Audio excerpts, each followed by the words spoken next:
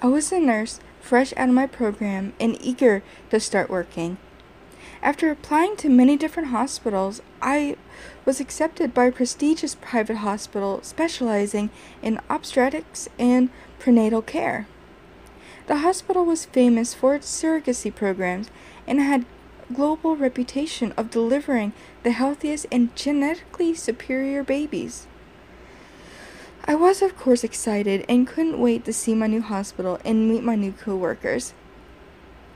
I arrived at the famous Blessed Wing Hospital at 9 a.m. sharp.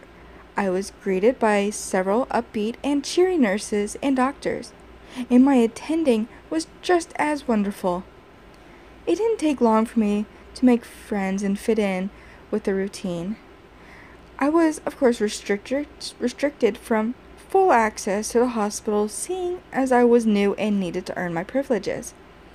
The only thing that struck me odd was the fact that I never saw any patients coming into the hospital or leaving. What I did see were many happy couples arriving to adopt their newborns. I never saw the surrogates, before or even after delivery.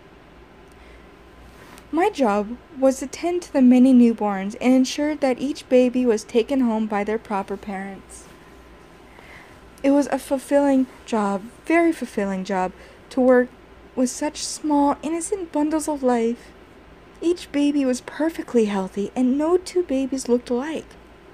It was as if each baby had been custom designed before birth.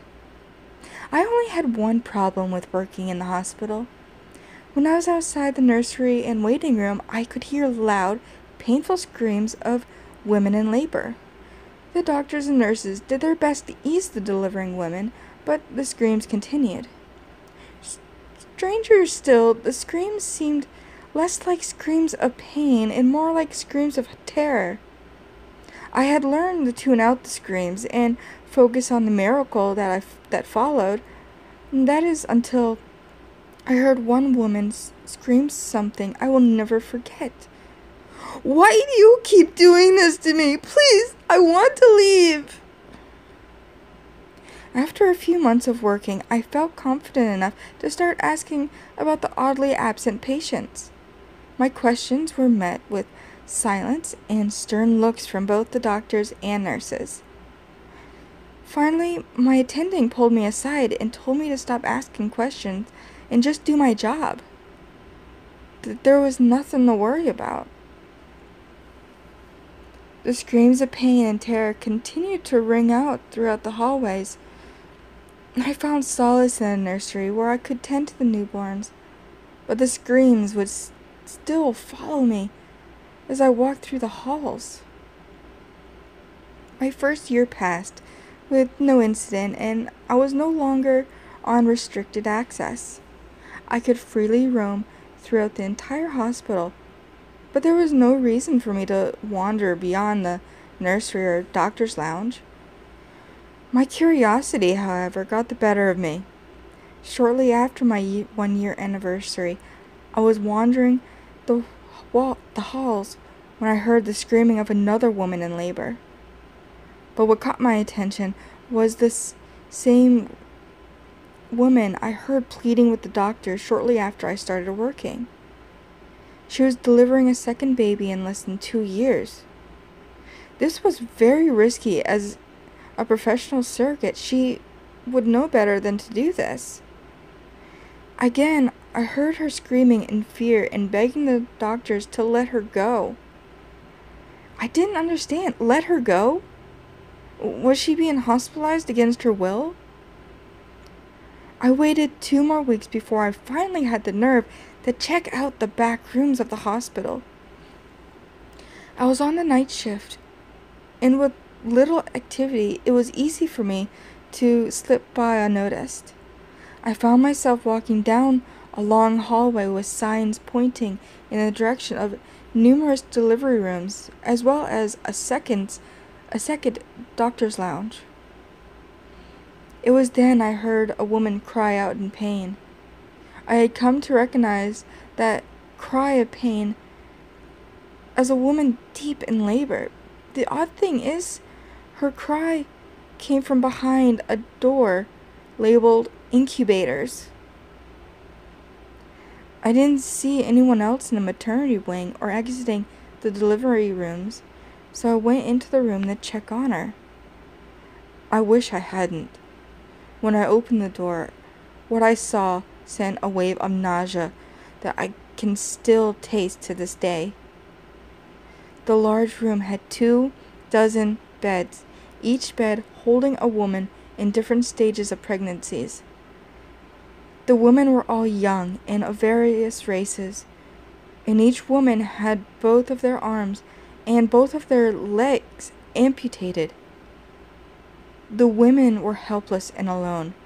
Tubes and IVs containing nutrients and fluids snaked across the women's mutilated bodies as the only means to keep them alive.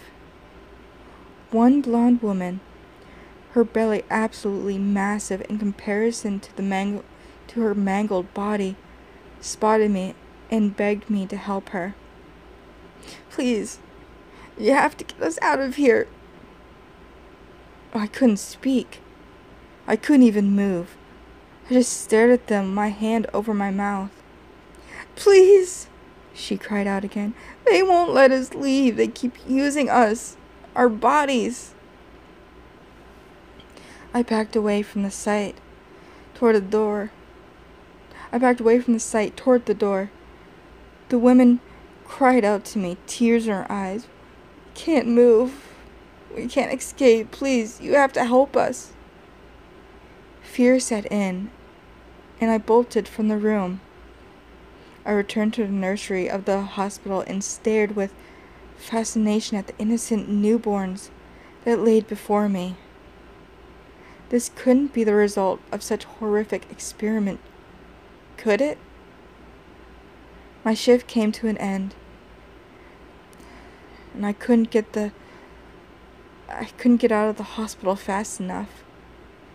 As soon as I pulled into my front driveway, I threw up on the grass and began weeping for the poor woman I had abandoned. I didn't sleep that night. I kept hearing the cries of pain and the pleading for their freedom.